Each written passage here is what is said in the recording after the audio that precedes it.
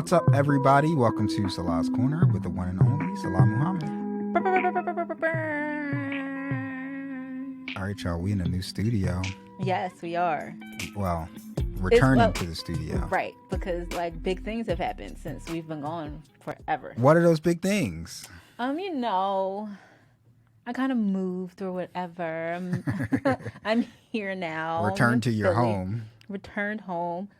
Yes, returned home. This is original home. Mm-hmm. Atlanta is second home. Mm-hmm. But I'm back home again. How's it feel being back? It feels okay. It feels like I'm moving forward. I felt very stagnant in Atlanta, just because I lived so far out of the city. And so it was difficult to do stuff. And I just feel like I'm in a place now where I'll be moving forward. And then just some other stuff that were not conducive for me. It's not for everybody's ears. Yeah. To know either. Yeah. But, I think it's a good thing. It's definitely a good thing. Well, welcome back to Philly. Well, thank you. Don't get me wrong. I loved Atlanta when I went down there. But you weren't really in Atlanta, so there we go. Right. Yeah, I wasn't in Atlanta. Philly has I have a soft spot for Philly. I do too. Like, I always talk shit about coming here, or when I leave, I'm like, I'm never going back there. And third time's a charm, right? So but that's the Philly attitude, though. Yeah. Like, we talk shit on everybody, including our own city, but also like don't come for us. Because that's Philly attitude. Wholeheartedly. What else you got? What other updates you got going on? I'm still in school. Still procrastinating as usual. You wearing the branded shirt today for you. Tell everybody what it say. It says procrastinators, leaders of tomorrow. So you branded right, at least. I'm going to do better though. I have a paper that I need to work on. I didn't turn in the first portion of it, but I have a rough draft that I have to turn in on Sunday. So I'm going to be turning that in. I'm going to be working on that throughout this week. And so, yeah. I've thought about going back to school, but fuck school. For what, like journalism or something, communication?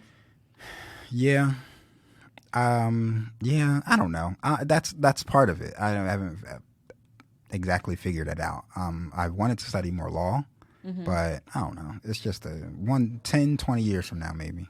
Yeah, and then there are other options besides getting your degree, like going to a college. There's so many options online that you can use. Skillshare, Coursera has a lot of courses that you can pay for and get degrees in, and it's not as strenuous as college. Yeah. I'm getting it was just college, and getting my bachelor's was just it was a goal for me. I know I didn't necessarily have to do it, but it was just something that I wanted to do. And so that's why I chose it. It's taking me longer just because life happens. Yeah. But I'm not upset that I did it.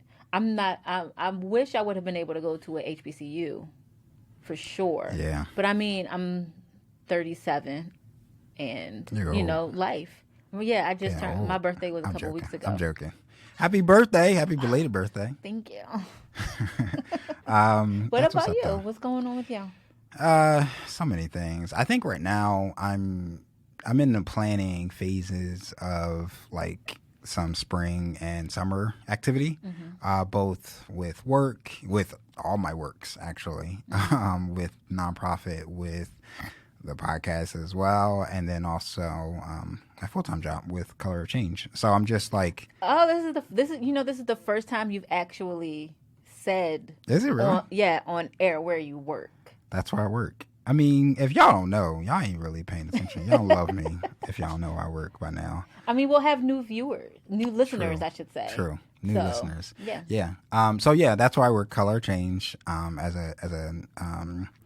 an organizer there. And so we're planning some Black History Month things right now, some spring and summer activity. So right now it's really just kind of in the developmental stages of planning and figuring out who I can collaborate with. It's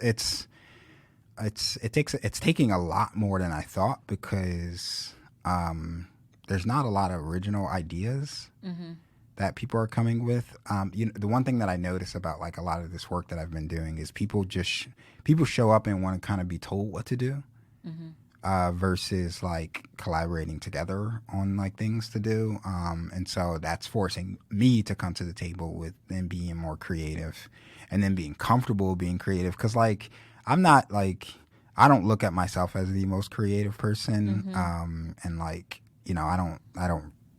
I always think my ideas are kind of half-baked sometimes. I mean, but that's how ideas start. All True. ideas start out half-baked, and Very they true. have to be fleshed out. Very, very true.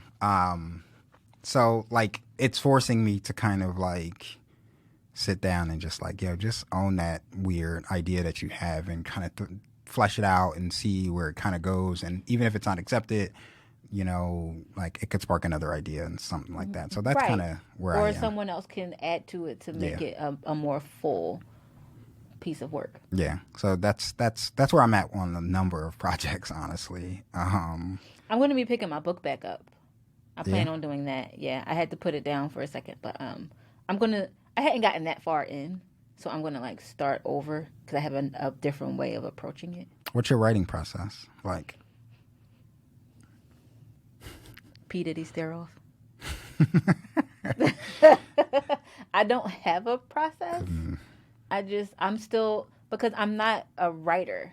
Yes, you are. Like, Why don't you call yourself a writer though? well, because I've never really written anything before. I wrote the one piece that I wrote a year ago, when I was going through some stuff, and well, no, I'll say what I was going through because it's something that needs to be talked about. I think we need to not feel just uncomfortable with it.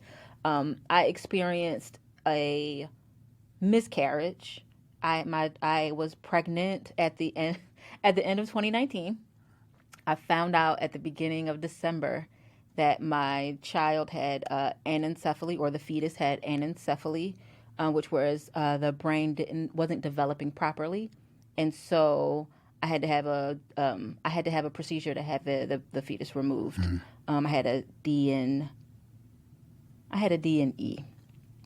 They're different processes, and so I wrote about that a couple months afterwards, right in the thick of 2020 happening, and so I wrote that piece, and then I was like, okay, I want to write more. But I wasn't sure of how to go about it. And then I let it go. And then an idea popped up in my head one day, and I felt something, like it sparked a visceral feeling in me. And I was like, okay, I want to write about this. And I started, but then I was going through depression and stuff like that. And so I had to put it down because it was giving me anxiety to have to actually like sit down and actually write on top of my schoolwork, and then just feeling like crap. And so I just was like, I can't do this right now, so I put it on the back burner. And that's all to say, I don't have a process, because why I say I don't feel like a writer, because I've only written one piece, and I'm not like trained or anything. I haven't taken any writing classes or stuff like that. And so there's this book that I read. God, what year is this? 2021? I think I read it in 20 maybe 2018, 2019, somewhere around there. I'm like looking up the name of it as you were talking. For some reason, I can't find it. I think the author was, there it is. It's the author is Anne Lamott. It's a white woman, full disclosure, so take it with a grain of salt. But It's a really good book. It's called Bird by Bird, and it was a book on like how to write, basically. And like I read it, and it's really funny, actually. Like the book. But the one thing that I got from it is like, because I went through a process of like when I was writing things, a lot more, I should say. It was very draining, and then I would go through a period where like I couldn't do anything because it was so draining, and I would try to force myself to like sit, and like I would have periods where I would sit in front of the computer and nothing would come out. And so, like, one of the things that like stuck with me from the book was just like write anything. Mm-hmm. Like, sit down, even if it's not related to the topic that you're trying to achieve, just write down the thoughts that are as they're coming into your head. Mm-hmm. And any time allotted for you to write.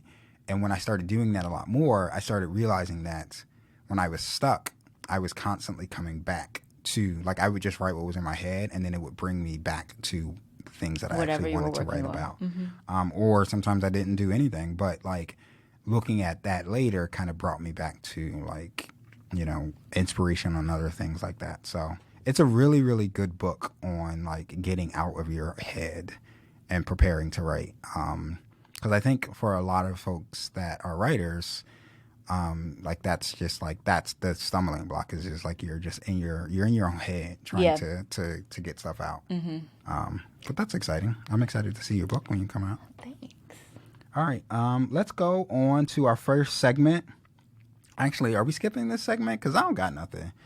I mean, it's not nothing. It's not anything really popping right now. Not that I'm aware of. Yeah, I ain't aware of nothing right now either. Honestly, our politics meets pop culture segment. You know, we generally see that section or topic pop off a lot more when it's a big important race.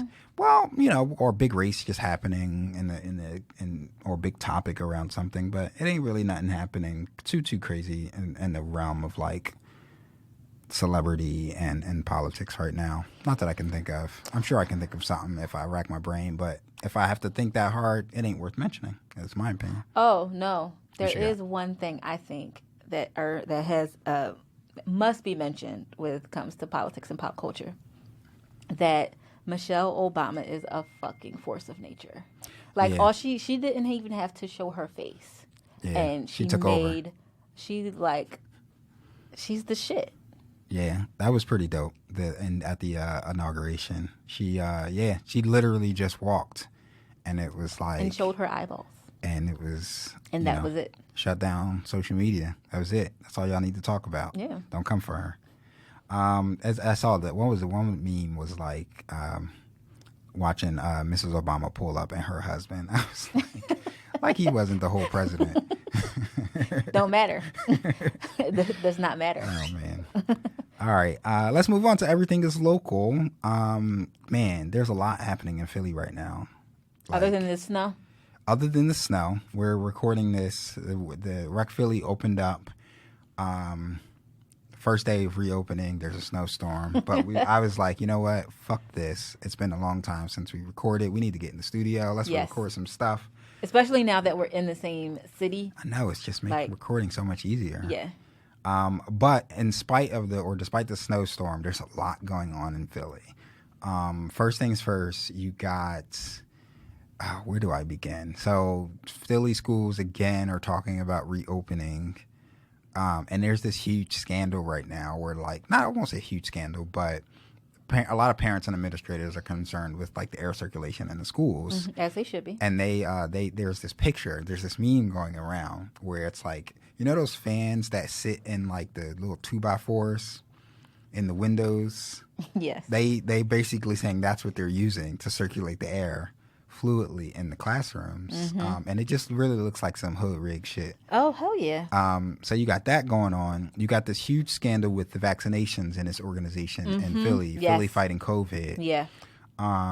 Which I think actually I'll save that for our main topic because that shit is bonkers. I was reading about that and I couldn't believe it. That's like, yeah, it's pretty crazy. But then you also got the report that came out recently with a really, really like brutal report against the mayor and the police commissioner about how they handled the protests over the summer, and they used chemical deterrents to kind of disperse the crowds on 676 and in West Philly.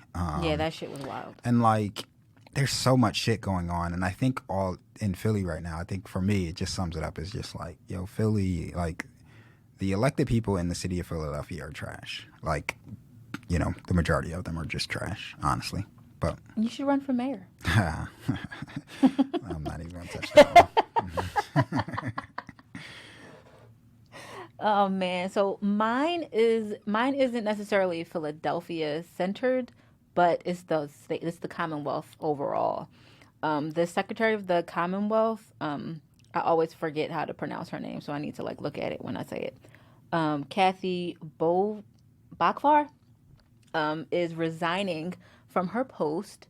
It's going to be going to effect on February 5th, and she's resigning because her office failed to advertise a proposed amendment allowing a 2-year window for litigation of children of people that were victims of sexual abuse as a child, and it's stemming from the Catholic Church scandal.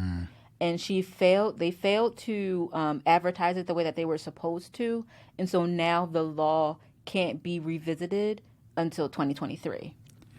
Wow. And so she's resigning because of that. That's I didn't hear about this one. This is news to me. Good riddance then. She's been sued by a number of different like progressive leaning organizations, especially last year.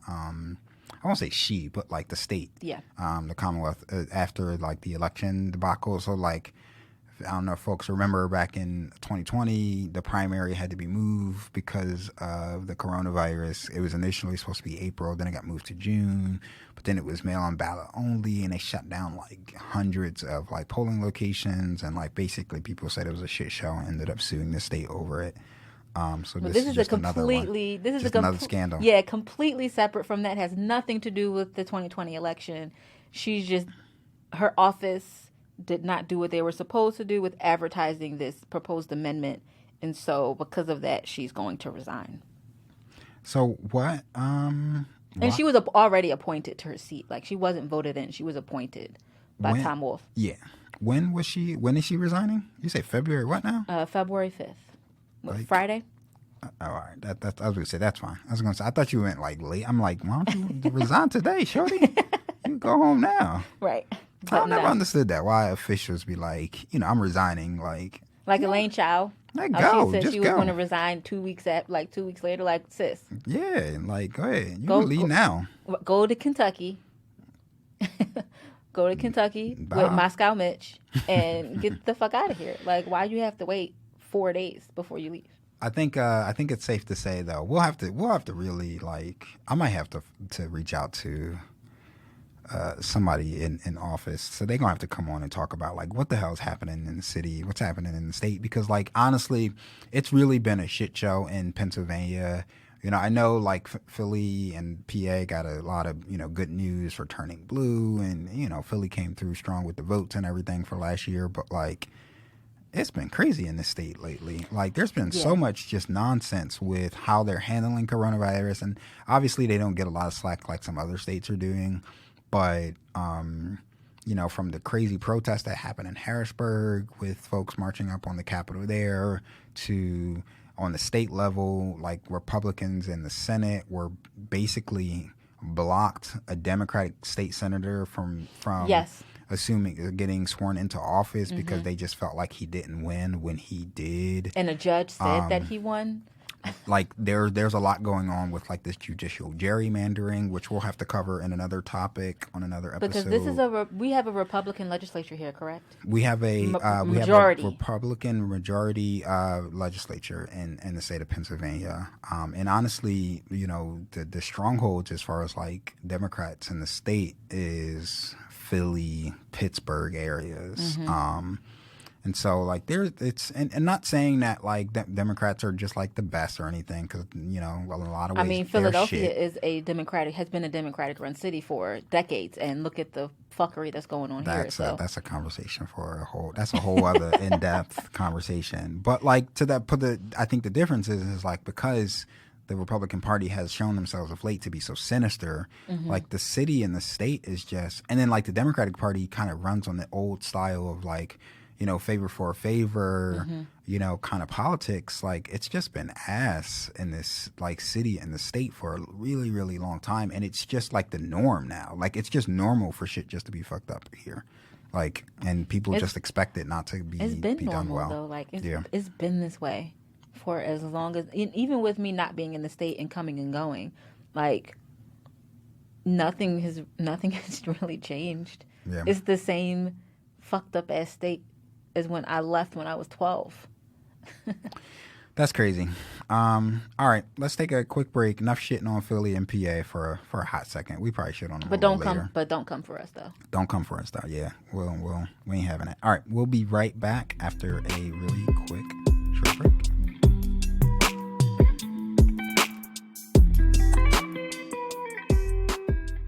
Here at Salah's Corner, I am always looking to connect with new people, hear new perspectives, and share new stories. And right now, I want to hear from you. Email me at realtalk@salahscorner.com and we can get your story featured on our next episode. All right, welcome back. So today's topic, as everybody saw in the opening, or if you download this episode, you'll be able to see the topic. This question kind of formulated in my mind after some of our previous episodes, and if you haven't checked them out, shame on you. But we talked about the pervasiveness of social media and is like, what's the bigger problem, with social media, and how, people or kind of the builders of that technology, and kind of like we are the problem. We talked a little bit about how like some of these tech companies are just kind of pervasive, and it really brought me to this point. And I think it's a really interesting time to have this conversation in the realm of like what's happening in the world, where you got this crazy thing going on with the stock market. Have you like been up to date on that? Yeah. For folks who don't know, there's this huge. I mean, I'm sure everybody knows, but to like summarize really quickly, a bunch of hedge funds decided to short a stock, GameStop, which basically means they were betting against them. They were betting against, their failure. They projected them to fail.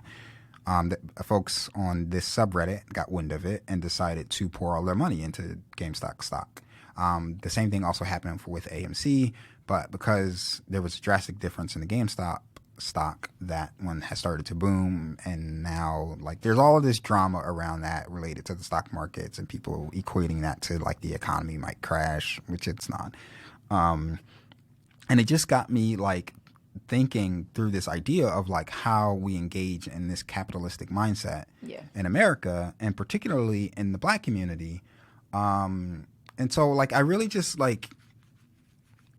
wanted to have like a broken down discussion on, should Black people be promoting capitalism? Because we have never truly been able to benefit from that system. And like, is it because not enough people buy into it? Is it because the systemic system itself is just set up to be against us?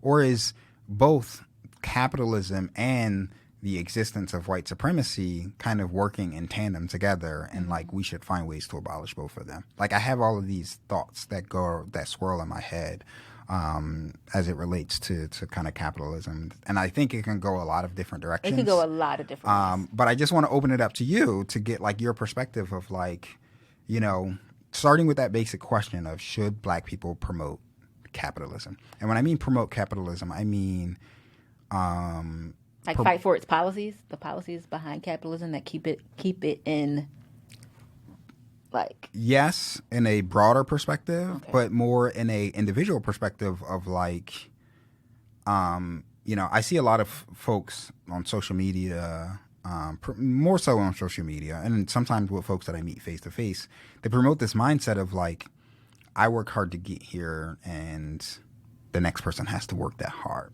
and if because you don't work that hard, that's why you fail. Like, right, this capitalist mindset of like, only the strong survive. Yet we know that's never the case in American business. It's not only the strong survive, it's those who have the most privileges and given the most opportunity and financial whatever. So promoting it from the sense of just truly believing in the idea that that's going to be the thing that saves Black people, but also promoting the policies for self-gain as well. Like, what are your thoughts on just like how Black people promote and believe in capitalism? So to answer to speak to something you said before, I'm going to get to that. I do think the economy has a possibility of crashing, but it has nothing to do with the stock market. Right. It's because they're not putting enough money in people's pockets Agreed. to push to get out of this the nonsense of this pandemic. So those two things have nothing to do with each other. But I just wanted to say that. Should Black people promote capitalism? I think the way that Black people engage with capitalism, us as a community, is very different, especially now, just with the climate that we live in and the level of awareness that Black people have when it comes to, starting businesses and, buying Black and things of that nature, and building Black buying power within our own community. I don't want to go down the rabbit hole of, Black people don't support Black people, and the customer service needs to be this, that. I'm not going there. That's a whole nother type of conversation. But overall, we support our own community, our own businesses, in a way that we haven't been doing in a very long time, which I think is great. And but we also allow other people within that same avenue to flourish as well. Like, there's plenty of money out here for everybody, and we're supporting each other in a much different way, I think, than the standard capitalists think of business, right? Like, because I make soap and bath products, but I also know that there are a lot of other Black businesses out there who make soap and bath products. So if I don't have what you need, then I'm going to say, okay, well, look up this person, look up that person on social media or Etsy or whatever platform that you use, or their own website. They make this. Oh, I don't make that product, but they make this. So go there and buy them. So I think the way that we engage with capitalism is different than the way white supremacist capitalism looks. Right. So I think that's the difference for us. But how do you distinguish the two? Because we're still operating like... we have to operate within the system, right? Because that's the system. So you have to operate within the system, but that doesn't mean that you have to use the same tactics when dealing with ourselves. But we do. We absolutely do. But not entirely, though, right? True. But and I agree with you. I'm definitely not one to subscribe to the idea that like Black people don't support Black businesses. I think that's completely false. I think the difference is that we aren't given the same opportunities. Well, yeah, that's a whole nother to even have those businesses. But right. that's a part of that whole capitalist mindset of like a perfect example. This is a perfect segue into what I mentioned earlier about this whole Philly fighting COVID nonsense. It is because when you, I always come full circle with my crazy thoughts. But it also just really quick. It also has something to do with what I was talking about earlier with my updates, where I'm talking about writing a book. Like that, the book market of especially self-published books is saturated, especially saturated by Black authors, but especially in the forums that I'm in, those Black authors support each other as well. Like, because you don't have to have a major book deal to make money. 100% agree. And I just wanted to mention that, add that in on to what you were about to say. Yeah, and that actually helps me kind of solidify my point even more of like, I see and benefit from Black people supporting what other Black people are doing, specifically because we want to see ourselves succeed. Right. But when we are operating in a system of white supremacist capitalists, right? Like if there's only $20 in our circle that's circulating with each other, like our success is only hitting that $20 mark, right? Yet if there's $1 billion circulating in an access to a capitalist structure that we aren't getting the same access to, right? Should we be talking more on dismantling capitalism as it is? Because time and time again, we are not benefiting from this, even though they keep giving us a pea at a time, a little slice at a time, right? And changing the rules and making it harder. for us to participate, you know, or should we like find more ways to kind of pull more pieces of that pie? I want to talk about that like Philly fighting COVID thing really quickly because that whole thing is just fucking bonkers. It's a shit show. Like there's so many levels to how problematic it is. And to summarize really quickly, the city of Philadelphia, the health commissioner gave contracts out to organizations to help disperse the COVID vaccine. One of the largest and one of the first contracts that went out was to an organization led by a 22-year-old CEO with no medical experience. Triple threat CEO. Yeah, whatever the fuck that means. 22 years old with no medical experience and no large experience running some type of operation like this, gave him one of the first contracts to run a COVID vaccination setup out of the fucking convention center. Yeah. One of the largest convention centers in the state, if I remember correctly from my hospitality days, right? So, you know, and to give some quick context, some background on Philly fighting COVID, they initially started making 3D printing face shields. So that's how the organization started. It started out as a nonprofit making face shields and donating them to hospitals. And so that was their initial introduction of why they were created. Right. And then they ventured somehow into this vaccine world. I just wanted to give that little piece of information. Yeah. So, and then what ended up happening was they you know, the deputy healthcare commissioner ended up reaching out to two organizations because she just resigned just a few days ago and told them the amounts that they needed to bid for these organizations for this contract to disseminate the vaccine. Yet one of the first and largest was given to this organization. And it just blows. Like, to be fair, the two organizations she reached out to was Philly Fighting COVID, led by this 22-year-old white boy, and the Black Doctors Consortium. So on its face, you know, I'm not necessarily saying that she was a player in, you know, making sure that white people benefited. But like, why were they even at the table in this conversation? Yeah. Philly is the largest city in the state of Pennsylvania with millions of residents, you know, if I believe close to 2 million residents. Why are we trusting the first set of vaccinations going to this newly founded organization that just was founded last year that has in 2020? No medical expertise. That grew out of just the start of this pandemic. And it just like blows my mind. And you know, regardless of the good things that they may have been doing leading up to that, nothing about that says that this organization should get one of the first and largest. The whole organization is just shady anyway. It is. Their board is shady as fuck. Like, everything about this organization is fucking shady. So what ended up happening was, you know, some scandals came out because this CEO, this 22-year-old guy, ended up taking some of the vaccinations home to vaccinate his friends, because he said that he tried to give out the vaccines to folks, but he couldn't find anyone to give it to, so he took it home and gave it to his friends. Why his friends couldn't come get the vaccines, I don't know.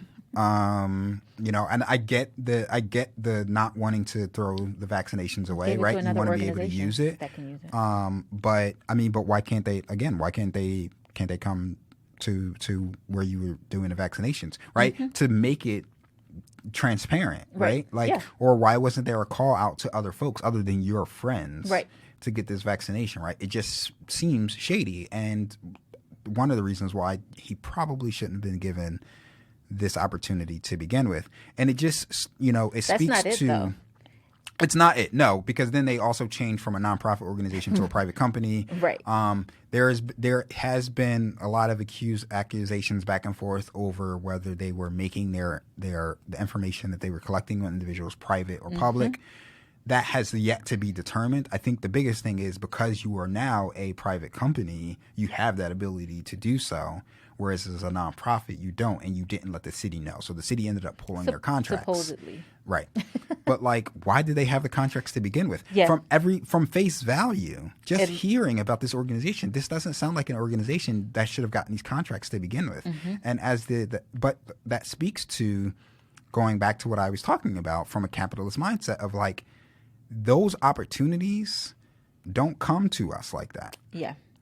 You know, they don't come to black communities. They go specifically to white communities without even like a second thought. Like for them, it's very normal. That would have been very abnormal for me to start an organization and apply for that and get it, right? Like what makes you qualify, right? I would have to jump through all of these hoops. And it like makes me think of like, if this is the system that we're operating in from a capitalist mindset, and yeah, I know it's a nonprofit organization, but at the end of the day, they're getting a paycheck that's going into their pocket. Oh, yeah. Right? And like, the way that the nonprofit world works. Individuals still profit from it. Right. It's very easy for these organizations to siphon money from them and put into their own pockets. So the question then goes back to, if this is the system that we keep operating in, where folks like this are getting opportunities that we would be questioned over. I mean, and honestly, and you know, in full faith, if this was a black person, like I actually believe he would have been arrested by now. Oh yeah. And charged with some type of misdemeanor or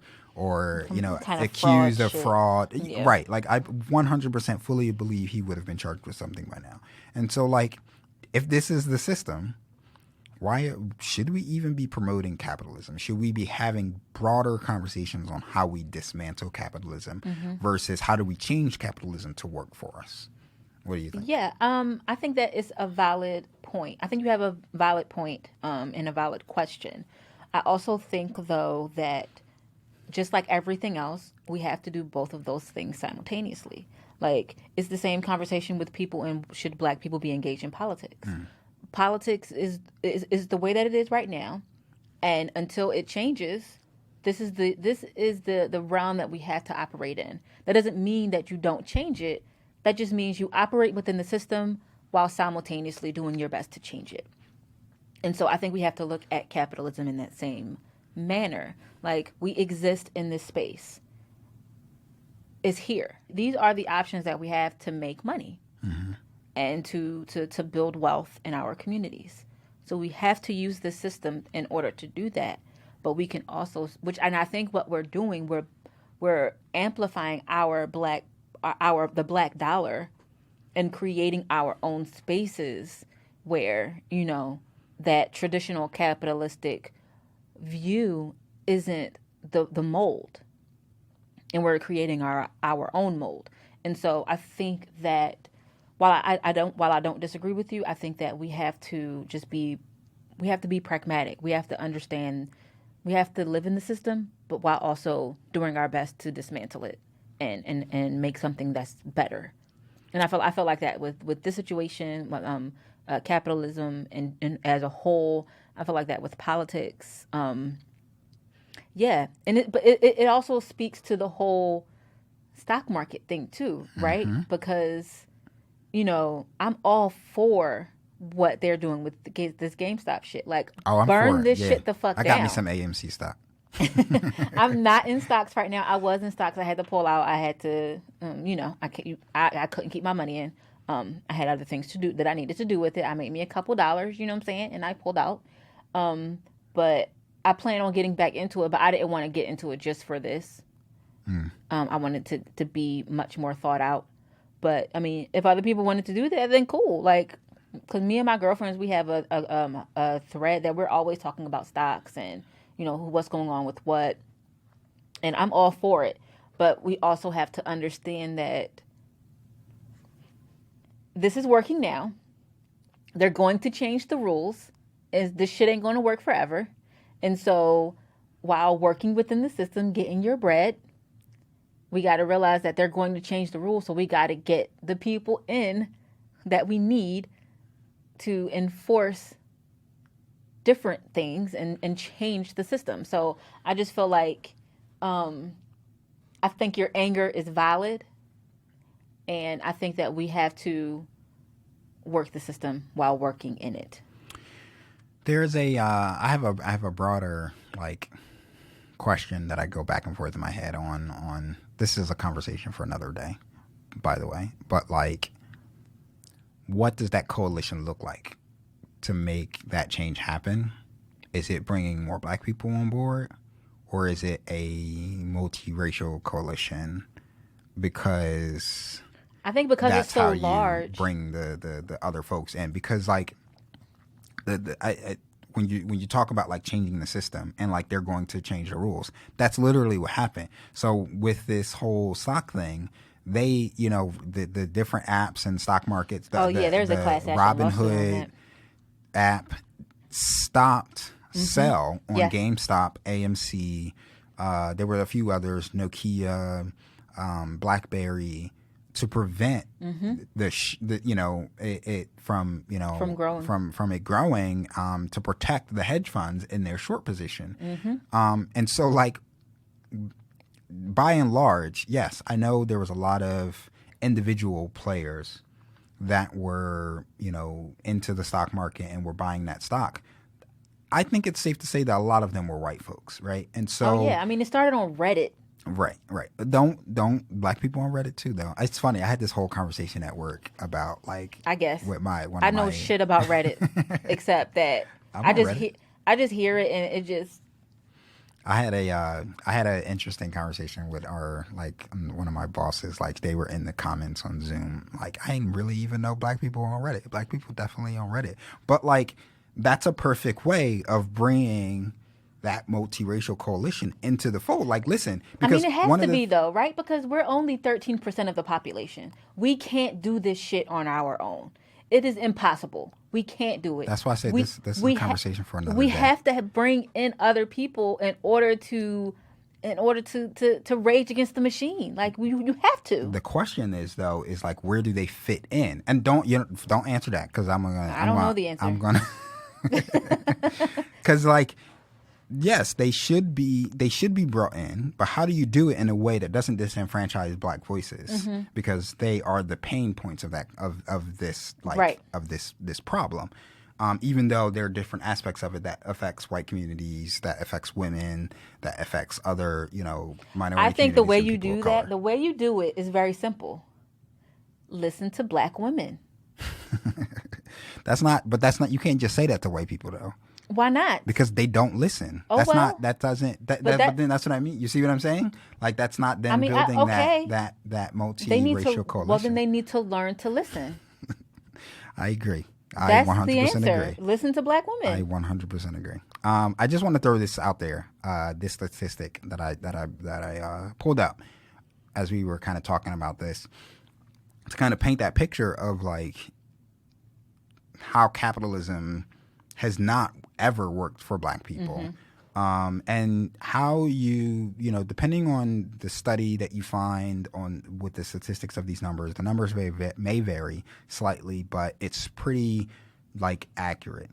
The average lifespan of the dollar is approximately 28 days in Asian communities, 19 days in Jewish communities, 17 days in white communities, and 6 hours Yep. in black communities. Yep.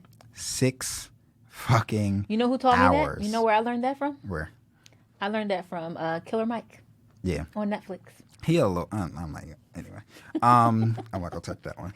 The show is says funny. He says some crazy shit on there. It's funny. He's an interesting.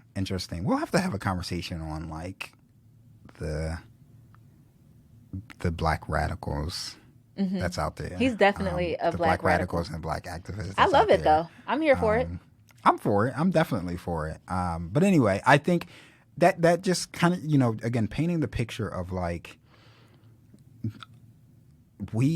and that's not saying that because we don't spend the dollar in black businesses. It's just that the black businesses aren't given the chance to be successful.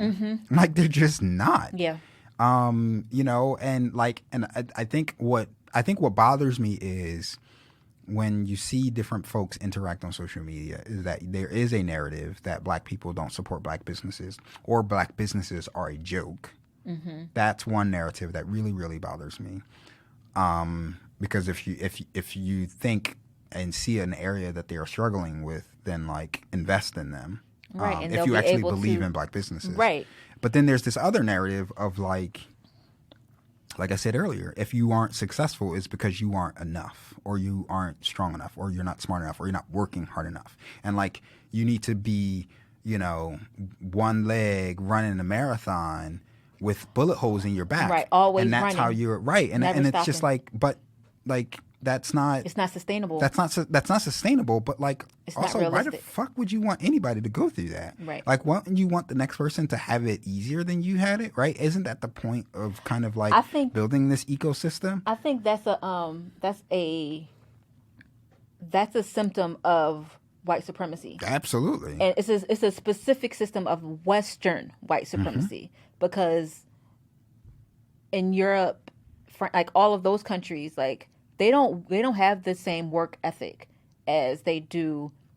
And I won't even say Western. I'll say specifically the United States, because even in Canada, they don't treat their people that way. Like it's a very specific symptom of American society white supremacy, because other nations give their people health care, right? They give their people time off. They give their people, paternity and maternity leave, all of those things. So I think that's a very American problem. Yeah, it is. And, it's this mindset in America of the like model American dream. But like, it wasn't explicit, and it should have been. And I think it's becoming more explicit with each passing day that like the American dream, the motto of the American dream, the nuclear family, the white picket fences, was really made for white people. Yeah. And for everybody else who fails to get it, it's because of a character flaw.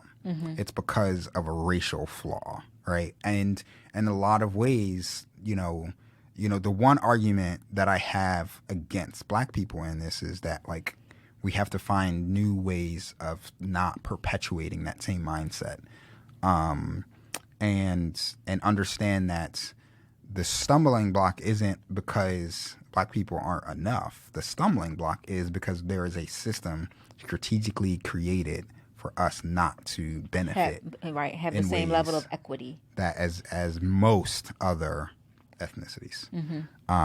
Any last thoughts on that? Listen to Black women. That's it. That's what I have to say. That's all. All right, I'm gonna leave it there. That's all I'm gonna say. No, I mean, I completely agree with you. I definitely think that that's something that Black Americans are learning to flesh out. And I mean, I won't say just Black Americans. I'll say any Black person that comes to this continent, right, and has been here for a while and understands the plight of Black Americans, that we're just learning as a diaspora, because we're allowed to be so connected now in a way that we weren't before. We're learning to create our own space that we always have. We're learning to expand that space and make it a much more conducive, safer place for us. And we're carving our own path and expanding it to make sure that we're okay. Yeah. And so I think that's happening. And so I think we have nothing but good things to come. I'm gonna pose this question to folks that's listening out there. Email me at realtalk@salascorner.com. Should Black people promote capitalism? Flat out. Answer that question. Feel free to @ me. Shoot me a DM on Instagram at Salas Corner. I really am. I might even put like a poll up in my stories. I'm very, very curious of, and like, don't just be like yes or no. Like, tell me why. Tell me why you think that way. Whether you think we should or you shouldn't, or it should be a two-pronged approach, like Farah says, where you should be working to change the capitalist structure while dismantling it at the same time. At me, y'all. At me. Should Black people promote capitalism? All right, we're going to take a short break, and we're going to come back with some whack asses of the week. Whew.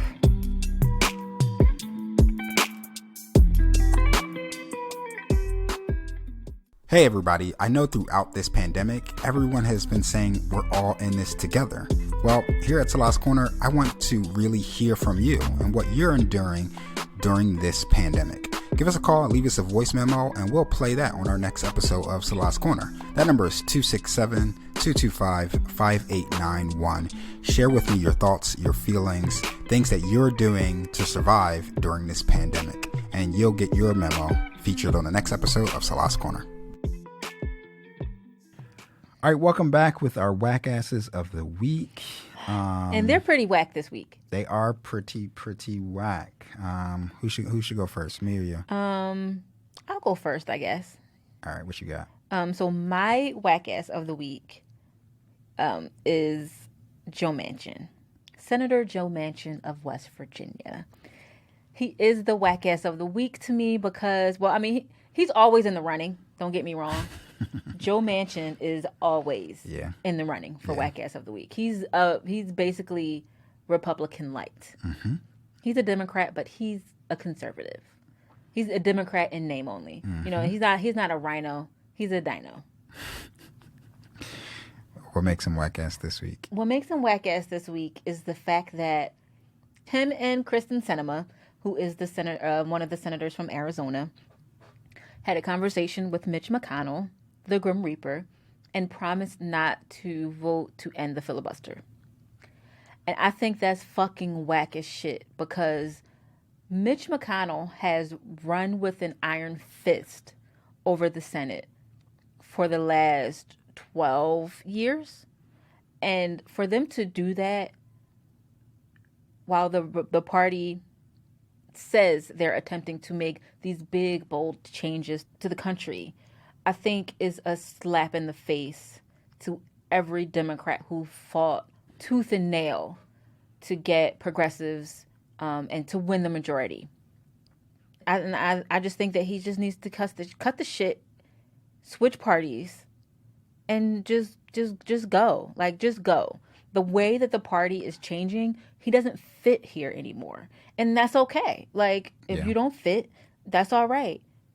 But I think it was really shady of him to give that type of guarantee to Mitch McConnell when he knows Mitch McConnell gives zero fucks when he's in power about what is done. So why in the fuck would you do that now that Democrats are holding power and could possibly only have it for 2 years? Like, there's a possibility that we will lose in 2 years because there are a lot of seats up. Mm-hmm. In a couple of years. Mark Kelly is going to be up again in 2 years. Yeah. Raphael Warnock is going to be up again in 2 years. There's a lot of other seats up in 2 years. So it's like, come the fuck on. Like, we have a lot of bigger things to do than worry about the filibuster with something that was never originally in the Constitution in the first fucking place. There's a good chance that Democrats are going to end up back in the minority in 2022. I believed it before we even got the majority. I knew that even if we got it, we could lose it again in 2 years. Yeah. I've long thought that Joe Manchin was a whack ass in my book. Honestly, we really need to. West Virginia, I need y'all to. West Virginia needs to do better. I need y'all to find somebody to replace Joe Manchin. But to give people some context of exactly what the filibuster is, the filibuster was created in the early 1900s. It was created to give so that the majority of the Senate would agree to move on with debate as opposed to staying in a debate. You have to get a supermajority, which is 60 votes, to move on in debate to create legislation. And that's why the filibuster was created, to basically like keep people in check and to have this supermajority as opposed to just majority rules for everything else. It's just like the fucking Electoral College. Like, it's just a way. It's a stopgap to try and force people who are in power to not be able to enact their own legislation. Yeah. And so that's why the filibuster was created. It was never originally in the Constitution in the first place. And it was used a lot, actually, to disenfranchise Black people. That's why it was fucking created in the first place, to be quite honest.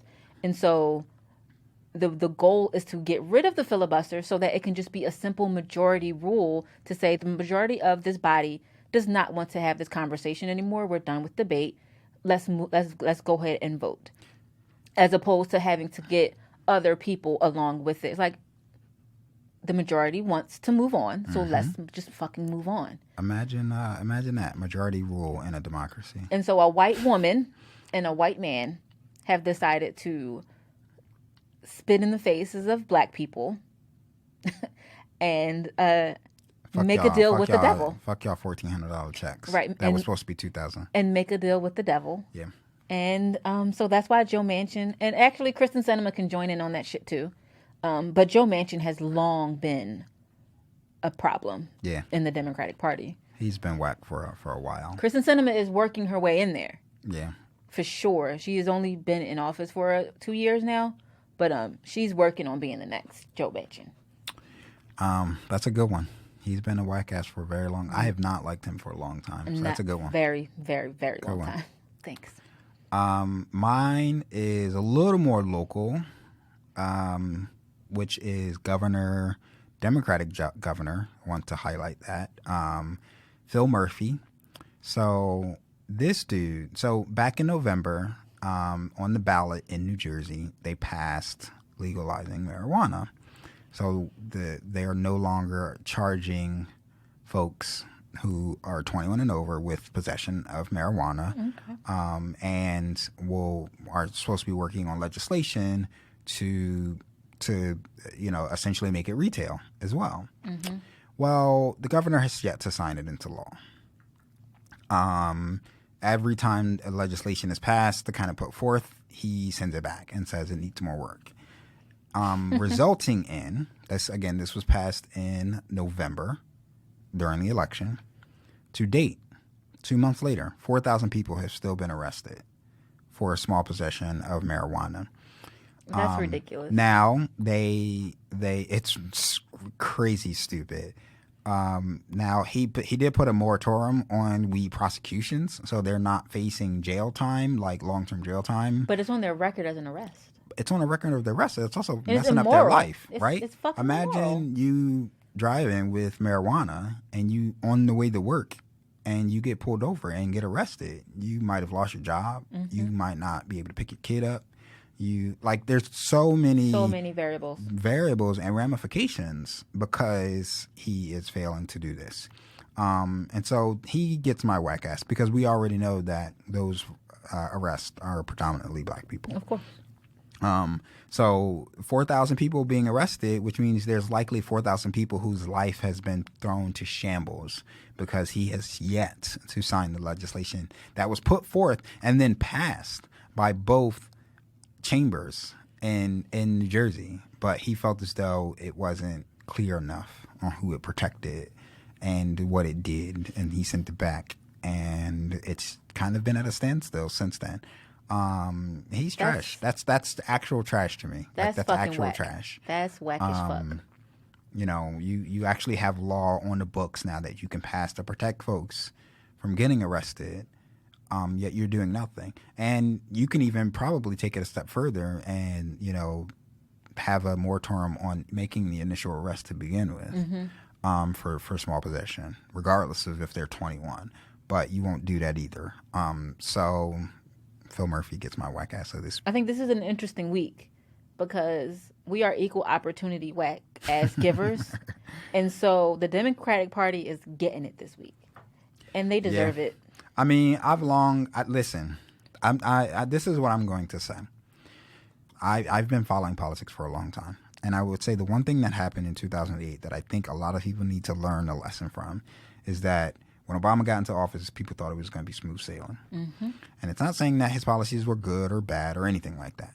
It's just that pressure still needs to be applied because you ain't going to know everything that I want. Mm-hmm. Just because you're in office and I may have voted for you, you ain't going to know everything I want. And we also may not agree on how to get there either. Exactly. And so the pressure continuously needs to be applied. And I think we'll see a lot more of it being applied to Democrats because y'all need to buck up. Like, really, y'all really need to. Y'all said y'all was going to do all of these things. You said you was going to call for, getting rid of student loan debt. You said people was getting $2,000 checks. All of this stuff. Well, like none of that has happened yet. You know, take bold actions and bold decisions, and the people will probably reward you in getting back into office. Part of the reason why it hasn't happened yet, too, is because of Joe Manchin. When another party takes over, there's a process of transfer of power, essentially, in the same way that it is for the presidency. Mitch McConnell wouldn't agree, and so the Republicans who were the chairs of these committees were still running the fucking committees. And they weren't able to put any legislation through because these chairs were still running these committees. And they were still running them because Mitch McConnell wouldn't give up the power because he doesn't want to get rid of the filibuster. Yeah. And it's just like, you're hindering people's progress and you're hindering people's lives. I agree. And there are still other ways that Democrats can push the effort. There are like ways around, there's like this weird period in legislative process in the beginning of the year where they can actually put forward some of these things, but they haven't shown that they'll do that. And honestly, especially the way Joe Biden has been talking, he's sounding like he's just waiting that Mitch McConnell is going to come through and is going to be willing to do things. And it's like Democrats need to get it together. Like y'all gotta fight. They need a backbone. They need a backbone. And they don't have it. And that's it's what it boils fucked down to. up because when Mitch McConnell takes power, if and when he takes power in 2022, he's going to be unrelenting. Like he doesn't, and everyone knows, just gonna block everything. And he says it. He doesn't give a fuck about anything that Democrats want. So I think that, and you know, to put the folks into perspective, a lot of like, and this is a real like, you know, this is a terrible job, I think, for a lot of journalists in the national media who've been talking about this lately. They're talking about like, oh, well, Joe Biden has a relationship with, you know, the senators because he served in the Senate. He has a relationship with Mitch McConnell. Murkowski. I'm sorry, and all but of these did he people. not have that relationship from 2008 to 2016 when Obama was president? Yeah. Did we not see records passed when Mitch McConnell took over in 2010 for the least amount of legislation that was passed? Broke records year after year when Republicans took over. And he was the president of the Senate. Right. Didn't he have that relationship then? So what was the difference? Like, do we think that Mitch McConnell just suddenly just had a change of heart or something? This is the same man that you was working with when Obama was in office. Why are you talking like things are going to get different? The Democratic Party is so frustrating because it's like they have amnesia for what took place back when Obama was office. They want to be the good guys so bad that they don't want to do what it takes. Push the policy forward that the people actually want to see, that you said you were going to do when people voted for you. And I guarantee you more people will reelect you next time. That's really what it boils down to. Right, yeah. All right. We're going to wrap it up, y'all. Thank you. As always, feel free to, again, I want to know some of y'all burning questions as it relates to should Black people promote capitalism. I'd be interested to see what. I'm curious as well.